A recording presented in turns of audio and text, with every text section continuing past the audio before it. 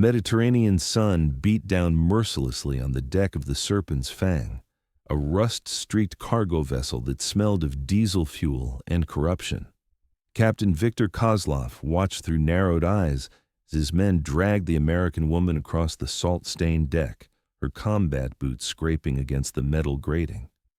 "You picked the wrong ship to board, Marine," Kozlov said in heavily accented English, his gold tooth glinting as he smiled. "No one will find you down there. The Mediterranean keeps her secrets." Staff Sergeant Hazel Scott looked up at him through a curtain of dark, sweat-soaked hair, blood trickling from a cut above her eyebrow. Her hands were zip-tied behind her back, but her hazel eyes, the ones that had given her the nickname among her unit, burned with unextinguished fire. "You have no idea what you've started," she said, her voice steady despite the circumstances. Kozlov laughed, a sound like rocks grinding together. Brave words for a dead woman. He gestured to the massive ship's anchor, easily 2,000 pounds of solid steel. "Chain her to it." The briefing room at Camp Lejeune was packed with the cream of Marine Force reconnaissance. Hazel sat ramrod straight in the second row, her eyes fixed on the projection screen where satellite images of a cargo vessel were displayed. "This is Operation Undertow," Colonel Patricia Marsh began, her laser pointer circling the ship. "Intelligence indicates the Serpent's Fang is trafficking weapons-grade plutonium through the Mediterranean. We've traced it back to a black market network that supplied 3 terrorist organizations in the past year." Hazel's jaw tightened. She'd lost friends to IEDs built with materials from this very network. "The vessel makes port in Valletta, Malta in 72 hours, Marsh continued. "We need actionable intelligence on the trafficking network, specifically their supplier contacts and distribution routes. This is a reconnaissance and extraction mission. Get in, get the intelligence, get out. No engagement unless absolutely necessary." After the briefing, Hazel's commanding officer, Major Tom Reeves, pulled her aside. He was a bear of a man with 25 years of service etched into the lines of his face. "Scott, you're team leader on this one," he said quietly. "I know what you're thinking, but this isn't about payback. Stay focused." Hazel met his gaze. "Always, sir." "Your team is solid, Chen, Rodriguez, and Baptiste, but you're the best swimmer we have, and if this goes sideways near the water—" He didn't need to finish. Everyone knew Hazel's reputation. She'd completed the combat swimmer course with the highest marks in her class. More importantly, she'd earned the respect of the Marine Raiders, the most elite unit in the Corps, during a joint operation in the South China Sea, where she'd spent 4 hours in the water executing an underwater infiltration that even the SEALS had called insane. "I won't let you down, sir," she said. "I know you won't. They brief your team and wheels up at 0400. The insertion went perfectly. Under cover of darkness, the 4 Marines hollowed jumped from 30,000 feet, their parachutes opening silently in the night sky above the Mediterranean. They splashed down 2 clicks from the Serpent's Fang, their rebreathers allowing them to swim underwater to avoid detection.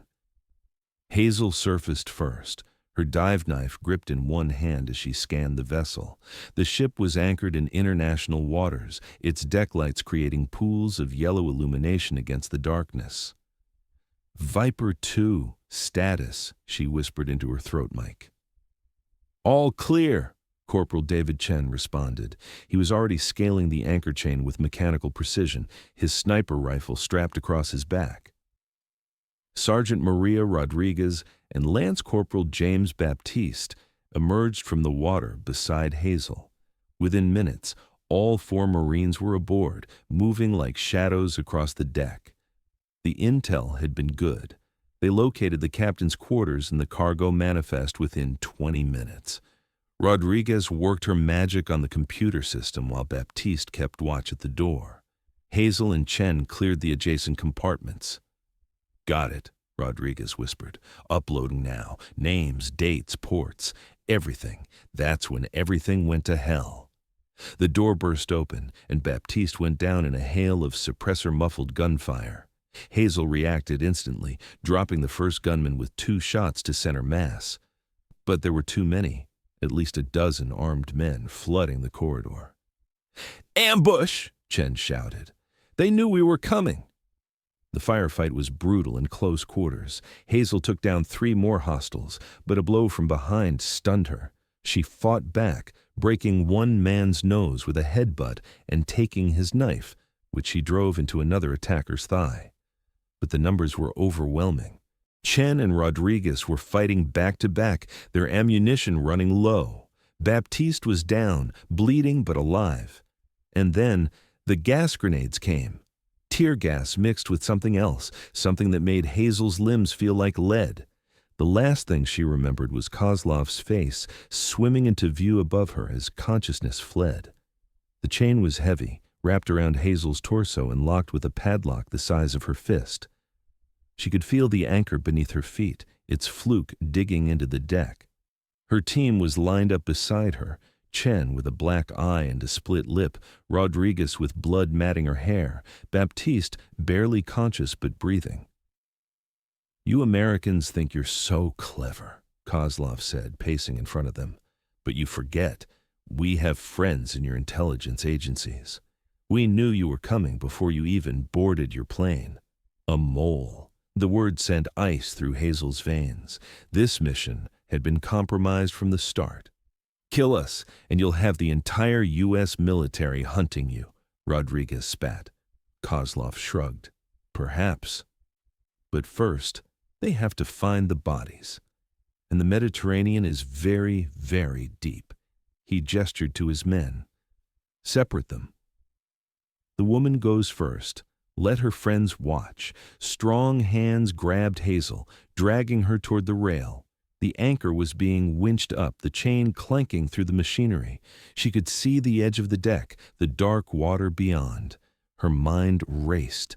The water was her element. If she could just survive the drop, if she could work the chains loose somehow. But 2,000 pounds of anchor would drag her down like a stone. Even if she held her breath, even with her training, she'd be at 400 feet in under a minute. The pressure would crush her lungs. She'd be dead before she could even attempt an escape. "Any last words, Marine?" Kozlov asked. Hazel looked at her team, their faces set with grim determination. Then she looked back at Kozlov and smiled, a cold, predatory smile that actually made him take a step back. "Yeah," she said. "Semper Fi, motherfucker." The order was given. The anchor dropped. Hazel hit the water with devastating force, the impact driving the air from her lungs. The Mediterranean closed over her head, and immediately the anchor began pulling her down into the abyss. The chain cut into her ribs as the weight accelerated, dragging her deeper into the darkness. 50 feet. The pressure built in her ears. She forced herself to equalize, even as panic clawed at the edges of her mind. Her hands were still zip-tied behind her back, but her fingers found the chain, feeling along its length, 100 feet. The light was fading fast, the surface already a distant memory of brightness. Her lungs burned. She had maybe 90 seconds of air left, less if she panicked. But Hazel Scott didn't panic. Panic got Marines killed, 150 feet. Her fingers found what she was looking for, the point where the chain connected to the anchor shackle. It was a pin system, designed to be removed for maintenance, if she could work it loose. But her hands were bound, and the pressure was increasing with every foot of depth, 200 feet. Her vision began to tunnel. The nitrogen narcosis was setting in, that dangerous euphoria that made deep-sea divers think they could breathe water. She fought it, focusing on the mechanical problem in front of her, the pin. She needed leverage. Her combat knife. It was still strapped to her calf. With desperate flexibility born of countless hours of yoga and combat training, Hazel brought her legs up, her abs screaming with the effort. Her fingers found the knife handle, pulled it free. The zip tie cut into her wrists as she angled the blade, but she managed to slice through the plastic. 250 feet free. Her hands were free. She worked the knife point into the shackle pin, prying, twisting. The pressure at this depth made every movement feel like pushing through concrete.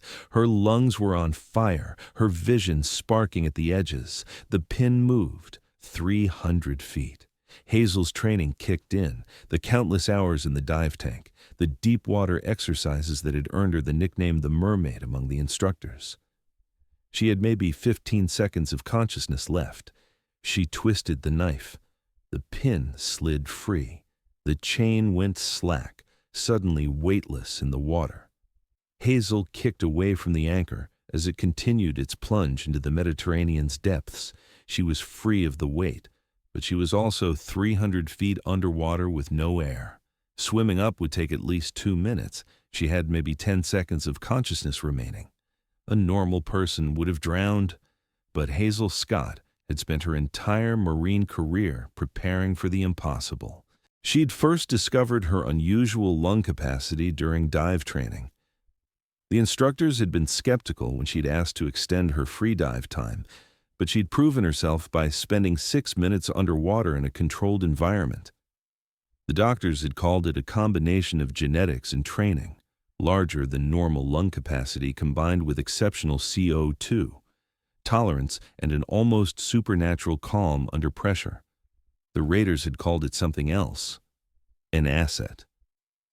Now, in the dark waters of the Mediterranean, with nitrogen narcosis singing in her blood and every cell in her body screaming for oxygen, Hazel became something more than human.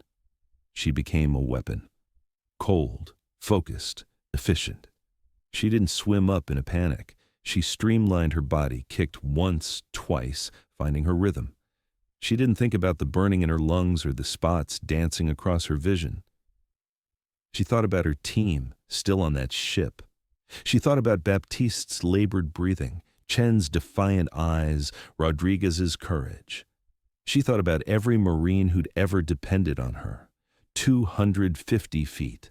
Her movements were economical, textbook perfect.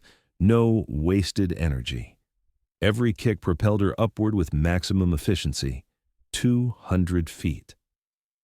The darkness began to lighten, barely perceptible. But there. She was rising into the zone where sunlight could penetrate. Her body was screaming for air, her diaphragm convulsing involuntarily. 150 feet, 10 seconds. That's all she had to give. 10 more seconds. 100 feet. Her vision was closing in, the tunnel narrowing to a pinpoint. But she could see the surface now, a shimmering membrane of silver far above. 50 feet.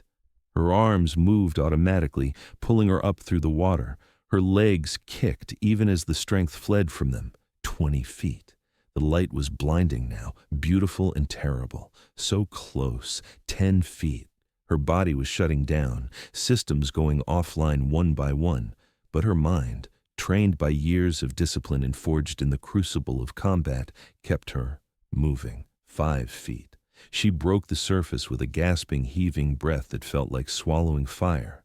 Air rushed into her lungs, sweet and painful. She coughed, treaded water weakly, dragged in another breath. She was alive. Hazel floated on her back for precious seconds, letting her body recover. She could see the Serpent's Fang perhaps 300 yards away, its lights bright against the darkening sky. Sunset. She'd been underwater for maybe 2 minutes, but it felt like a lifetime. Her team was still on that ship. The rage that flooded through her then was cold and calculating. Kozlov thought he'd killed her. That gave her an advantage, the element of surprise. But she was alone, exhausted and virtually unarmed. She had a dive knife and whatever she could improvise, against at least a dozen armed men. She smiled grimly. She'd faced worse odds. Hazel submerged again, this time with lungs full of air, and began swimming toward the ship. She moved just beneath the surface, invisible to anyone watching from above. Her body found its rhythm again, the movements automatic after thousands of hours of training. As she swam, her mind worked through the tactical situation. The ship had standard cargo vessel security, which meant cameras on the deck and bridge, but probably limited coverage in the lower areas. The crew would be armed, but likely not military trained. Kozlov's mercenaries were the real threat, probably 6 to 8 of them, ex-military themselves. Her team would be held somewhere secure but accessible. Kozlov would want to interrogate them before disposal. That meant the cargo hold or possibly the crew quarters. She surfaced briefly to check her position, then dove again. The hull of the Serpent's Fang loomed above her, a wall of barnacle-encrusted steel. She found the anchor chain and began climbing, her muscles protesting but obeying. The sound of voices carried down from above, Russian mixed with English. She paused just below the deck level, listening. "Dump the bodies at dawn. By the time anyone finds them, we'll be in North Africa." What about the data they transmitted? Already taken care of. Our contact in Langley is scrubbing it as we speak. Hazel's jaw clenched. Not just a mole in intelligence, someone high up in the CIA. This went deeper than a simple weapons trafficking operation. She pulled herself up silently, peering over the edge of the deck. 2 guards, both armed with AK pattern rifles, stood near the anchor winch. Beyond them, she could see the door to the interior passages. She needed a distraction. Her hand found a loose bolt on the deck machinery. She gripped it, waited for the nearest guard to turn away, then threw it hard toward the stern of the ship. It clanged against a container, and both guards spun toward the sound. Hazel moved. She was over the rail in a heartbeat, her dive knife already in hand. The first guard never saw her coming. She struck from behind, one hand clamping over his mouth while the other drove the knife into the soft spot at the base of his skull. He went down without a sound. The second guard was turning, his rifle coming up, when Hazel grabbed the barrel and twisted. The weapon went off, but she had already directed it skyward. She drove her knee into his groin, then her elbow into his throat. He collapsed, choking. She stripped him of his rifle, spare magazines, and sidearm. A Makarov pistol. Not her preferred weapons, but they'd do. The gunshot would bring more. She had maybe 30 seconds. Hazel moved through the door into the ship's interior, her rifle up and ready. The corridor was narrow, lit by flickering fluorescent lights. She moved like water, fluid and silent, checking corners with practiced precision. Voices ahead, raised in alarm. She counted 3, maybe 4 distinct speakers. She paused at a junction, listening. Shots on deck. Yuri, take your team and check it out. Dmitri, stay with the prisoners. Footsteps approaching. Hazel pressed herself against the wall, breathing shallow. 3 men rounded the corner. She opened fire. The AK-74 chattered in controlled bursts. The first man went down with 3 rounds center mass. The second managed to get his rifle up, but Hazel was already moving, closing the distance. She batted his weapon aside and shot him point blank. The third turned to run, and she dropped him with a shot to the back. No mercy, not for people who chained Marines to anchors. The ship erupted into chaos. Alarms began wailing, red lights flashing in the corridors.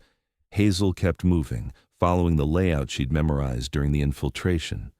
The cargo hold was 2 levels down, accessible via a stairwell at the aft section. She made it to the stairs before running into resistance. 2 more guards, these ones ready for her. Bullets sparked off the metal walls as she dove for cover behind a bulkhead. She returned fire, forcing them back, then pulled the Makarov and rolled around the corner low while firing high with the rifle. The distraction worked. She shot 1 guard in the leg with the pistol while her rifle rounds kept the other pinned. She closed the distance, finished them both with quick, efficient shots. 6 down. How many left? The stairwell descended into darkness. They'd cut the lights. Hazel pulled a tactical light from one of the dead guards and attached it to her rifle. She moved down carefully, knowing she was silhouetted against the light above. The shot came from below, muzzle flash in the darkness. She felt the bullet tear through the meat of her left shoulder, a white-hot spike of pain. She returned fire instantly, aiming for the flash, and was rewarded with a cry of pain. She reached the lower level, her shoulders screaming but functional. Blood soaked her shirt, warm and sticky. She'd worry about it later. The cargo hold door was ahead, and she could hear voices inside. Her team. But between her and them was one of Kozlov's best men, a Serbian mercenary named Dragan, who she recognized from the intelligence brief. He was crouched behind a container, his rifle trained on the door. "Dragan," she called out, "it's over. Let them go and you walk away." His response was a burst of automatic fire. Bullets whined past her head, forcing her back into cover. "You're supposed to be dead, Marine," he shouted back. "Kozlov said you were at the bottom of the sea." Kozlov was wrong about a lot of things, Hazel replied. She was checking her ammunition. Half a magazine left in the rifle, full magazine in the pistol. "Not great odds. Last chance. Walk away." "I don't think so. The boss doesn't like loose ends." "Neither do I." Hazel pulled a grenade from one of the dead guard's vests. She'd grabbed it on the way down. She cooked it for 2 seconds, then threw it high over the container. It detonated in midair with a deafening crack, the concussion wave, slamming Dragan against the wall. She was moving before the echo faded, rounding the container while his ears were still ringing. He tried to bring his rifle up, but she shot him twice, shoulder and leg, disabling shots. He went down cursing. "Where's Kozlov?" she demanded, her rifle barrel against his forehead. "Bridge," he gasped. "He's on the bridge." "You'll never make it, Marine. He's got the detonator." "Detonator?" Dragan smiled through bloody teeth. "Enough C4 to sink this rust bucket and everyone on it. You've got maybe 10 minutes before he decides to cut his losses." Hazel's blood ran cold. She could save her team or stop Kozlov. Not both. Not in time. She made the decision in a heartbeat. She shot Dragan in the leg again. Not fatal, but he wouldn't be following her. Then ran to the cargo hold door and kicked it open. Her team was there, chained to a support beam, but alive. Chen's face split into a grin when he saw her. "Damn, Scott!" "We thought you were fish food." "I'm harder to kill than that," she replied, already working on their restraints with Dragan's keys. "We've got a problem. Kozlov's rigged the ship to blow. We've got maybe 8 minutes. Rodriguez swore colorfully. "Where is he?" "Bridge. I'm going after him. You 3 get to the lifeboats." "Like hell," Chen said. "We're Marines." "We don't leave anyone behind." Baptiste, still weak but on his feet, nodded. "We're with you, Staff Sergeant." Hazel looked at their battered faces, their unwavering resolve, and felt a surge of pride. "All right, Chen, Rodriguez, find that C4 and disarm it if you can. If not, get everyone off this ship. Baptiste, you're with me. We're going to have a conversation with the captain." They split up, Chen and Rodriguez heading toward the engine room where the explosives would likely be placed, while Hazel and Baptiste made their way up toward the bridge. The ship was in chaos now, crew members running in confusion as the alarm continued to wail. They encountered minimal resistance. Most of Kozlov's men were dead or incapacitated. The ones who remained took one look at Hazel's blood-soaked, determined face and decided they had other places to be. The bridge was at the top of 3 flights of stairs. Hazel could see it through the windows. Kozlov standing at the control panel, a dead man's switch in his hand, the kind that would trigger if he released it. "Clever," Baptiste muttered. "Can't shoot him without setting off the explosives." "Then we don't shoot him," Hazel said. She keyed her radio. "Chen, status." "Found it," Chen's voice crackled back. "It's sophisticated, probably military grade. I can disarm it, but I need at least 5 minutes. Hazel checked her watch. They had 7 minutes until Kozlov's deadline. 2 minutes of margin for error. Not enough. "Do it," she ordered. Then to Baptiste. "How's your negotiation skills?" "Terrible," he admitted. "That's why I became a Marine." Despite everything, Hazel smiled. "Cover the door. Don't let anyone interrupt us." She walked up to the bridge entrance and knocked on the reinforced door. Through the window, she could see Kozlov's surprised face. "Open up, Victor," she called. "We need to talk." "You're supposed to be dead," he shouted back, though she could hear the fear in his voice. "Yeah, I get that a lot today. Here's the situation. Your men are dead or gone. My team is disarming your explosives, and you're trapped on the bridge with nowhere to go. So let's talk about your options. I have the detonator. I'll blow us all to hell. You could do that, Hazel agreed, but then you'd be dead. And from what I can see, you're a survivor, Victor. You've been running this operation for 3 years without getting caught. That takes intelligence and planning, not the kind of person who commits suicide. There was a long pause. Then, what do you want? Information. Give me the name of your CIA contact, and I'll let you walk. You've got money hidden away somewhere, probably multiple identities. You can disappear, live out your life on a beach somewhere. But the mole in our intelligence, that person has to go down. Another pause, longer this time. Hazel could almost hear him thinking, weighing his options. How do I know you'll keep your word? I'm a United States Marine, Hazel said simply. My word means something. Can you say the same? The lock clicked. The door opened slowly. Kozlov stood there, the detonator still in his hand, but his posture was defeated. His name is Richard Vance, he said quietly, Deputy Director of Operations, CIA. He's been on my payroll for 2 years. Hazel felt the shock of it, but kept her face neutral. Vance was responsible for multiple field operations, including this one. The betrayal went deeper than she'd imagined. Give me the detonator, she said. First, you promise I walk. I promise you won't die on this ship, Hazel said carefully. Beyond that, I can't control what happens when we reach port. Kozlov's eyes narrowed.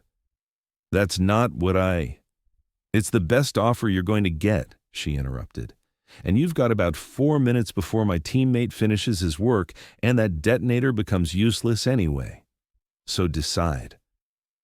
For a moment, she thought he might do it, might press the trigger out of spite. But survival instinct won out. He handed over the detonator carefully, like a parent passing a baby.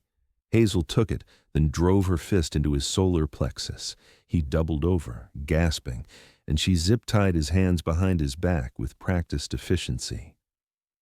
I promised you wouldn't die on this ship, she said. I didn't promise it would be comfortable. The sun was rising over the Mediterranean when the NATO patrol boats arrived. Hazel stood on the deck of the Serpent's Fang, her shoulder bandaged by Rodriguez, watching the professional sailors secure the vessel and take Kozlov and his surviving crew into custody.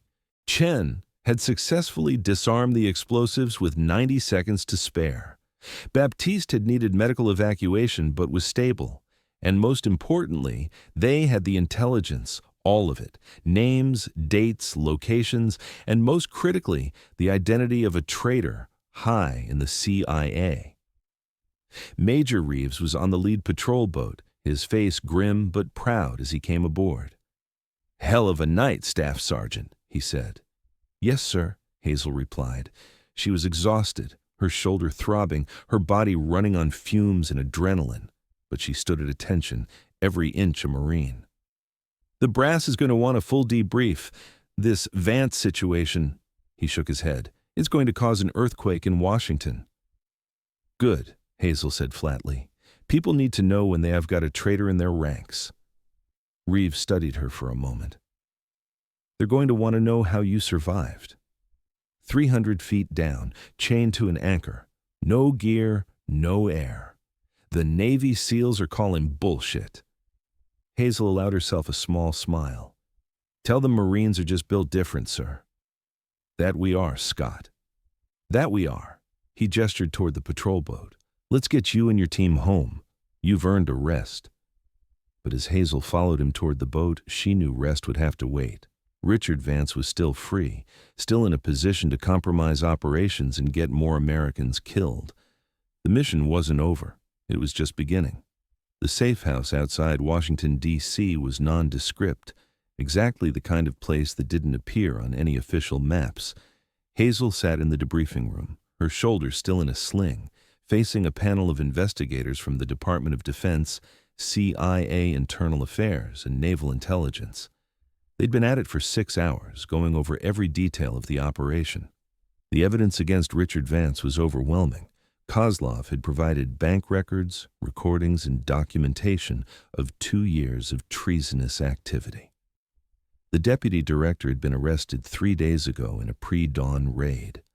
But the panel wanted to understand how a single Marine had survived and single-handedly rescued her team against impossible odds. Staff Sergeant Scott, the CIA investigator said, his tone skeptical, "You're asking us to believe that you held your breath for over 3 minutes at a depth that should have caused immediate nitrogen narcosis, escaped from chains while underwater, then fought through a dozen armed hostiles while wounded. Does that seem credible to you?" Hazel met his gaze steadily. "With respect, sir, I'm not asking you to believe anything. I'm reporting what happened. If you want to test my capabilities, I'll happily demonstrate them in a controlled environment." The Navy investigator, a grizzled SEAL commander named Patterson, actually smiled at that. "I've seen her file. She spent 6 minutes in a dive tank during advanced training. The physiologists who examined her said her lung capacity and CO2 tolerance are in the 99th.9 percentile. She's a genetic outlier combined with exceptional training. I believe every word of her report." "Still," the DoD investigator pressed, "the level of violence you employed." "Was necessary to rescue my team and complete the mission," Hazel interrupted. "I make no apologies for defending American lives and stopping a weapons trafficking operation that has killed hundreds of people." The panel exchanged glances. Finally, the lead investigator closed his folder. "Staff Sergeant Scott, this panel finds your actions to be in accordance with your mission parameters and the Uniform Code of Military Justice. Moreover, your courage and skill prevented a significant intelligence breach and resulted in the exposure of a traitor at the highest levels of the CIA. We're recommending you for the Navy Cross." Hazel blinked. The Navy Cross was the second highest military decoration, right below the Medal of Honor. "Sir, I was just doing my job." "You went above and beyond the call of duty," Patterson interrupted. "You survived something that should have killed you, then put yourself back in harm's way to save your fellow Marines. That's the definition of heroism." When the panel finally dismissed her, Major Reeves was waiting outside. "Congratulations," he said, "though I expect you'll hate all the attention." "You know me too well, sir," Hazel replied. They walked together through the hallway toward the exit. "What's next for you?" Reeves asked. Hazel thought about it. She thought about the anchor pulling her down into darkness, the moment when she decided to survive against all logic and reason. She thought about Chen, Rodriguez, and Baptiste, her team, her family. "Honestly, sir, I'm thinking about trying out for Marine Raiders." Reeves laughed. "Of course you are. Those crazy bastards would be lucky to have you." He paused at the door. "But take a few days first." "That's an order. Rest, recover. The war will still be there when you get back." Hazel nodded, but both of them knew she'd be back in the gym by tomorrow, pushing her limits, preparing for the next mission. It's what Marines did.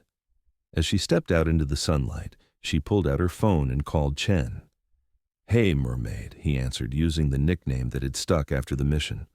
"What's up? Feel like getting a drink?" "My treat. Only if you promise not to tell that anchor story again. Rodriguez is already making t-shirts." Hazel laughed, actually laughed, something she hadn't done much of lately. "Deal. See you in an hour." She ended the call and started walking. Her shoulder ached, her body was covered in fading bruises, and she'd probably have nightmares about drowning for years to come. But she was alive. Her team was alive. And somewhere, in a federal prison, Richard Vance was contemplating his treason. All in all, it had been a good week. As Hazel disappeared into the D.C. crowds, just another face in the city, she thought about Kozlov's last words before the patrol boats had taken him away.